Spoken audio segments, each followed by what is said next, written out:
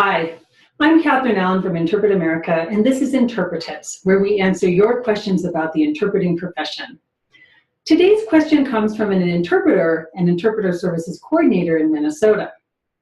A local interpreting agency is requiring interpreters to make confirmation calls to patients about their upcoming appointments and asking interpreters to sign an agreement that they will make the calls.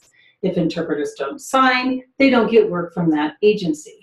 Some interpreters who don't agree to this practice are facing criticism from the agency and even from some clients. What should they do? Well, what's happening here? Let's look at it from the perspectives of everyone involved. From the agency perspective, the agency is simply trying to meet the client's needs. It may not be doing it as professionally as it could, but it is responding to a real request for service.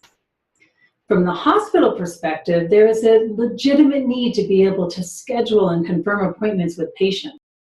The interpreter is hired to do the work during the actual appointment, but someone has to communicate in the patient's language to set it up in the first place. Who will that be if not the interpreter?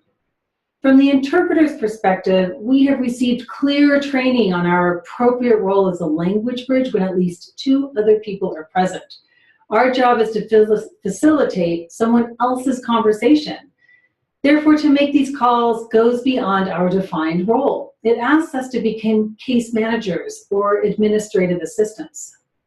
No one's perspective is wrong here, but there is a real need that's not being met. And as a profession that's still in the process of maturing, we have rightly drawn limits around what is acceptable behavior. However, sometimes those limits are too rigid or don't recognize the full scope of language assistance required. So as we move forward in this evolving work landscape, we need to be proactive and recognize what services are actually needed and see how we can apply our talents and skills in a professional and ethical manner. So as a profession, how can we solve this problem? Well, first let's address the question for interpreters who are hospital employees. Here, there is no language agency involved, but the task being asked of you still goes outside your interpreter's role. If your hospital needs you to make patient calls, sit down with your supervisor and request that this additional service be added to your job description. Define the activity, decide who oversees it, and what compensation there will be for providing it. Then you can safely make the calls and report back to the provider with the information they need, all as part of your formal job description. If you're a freelance interpreter, things get more complicated, but it is definitely doable. If an agency requests this non-interpreting service, you can accept it under the right conditions. First, explain that what they are asking goes beyond interpreting, and you would need written authorization from the client and the agency to provide it. Then tell the agency there are two ways you can provide this service. First, and this is definitely the best option, offer to participate in a conference call with the patient and provider and simply interpret the conversation about the appointment. Here you stay within your interpreter role, and all you have to do is add the extra time to your invoice. And if that's not possible, try this next option, as long as it's been agreed to ahead of time. Hang on, it's a little convoluted. Ask for the appointment information from the provider first. Then call the patient and see if he or she is available. If not, ask for when he or she is available and write down the answers. Do not answer any questions the patient might have. Just note them down. Call the provider back with the information you obtained and report any patient questions, get the answers, and then call the patient.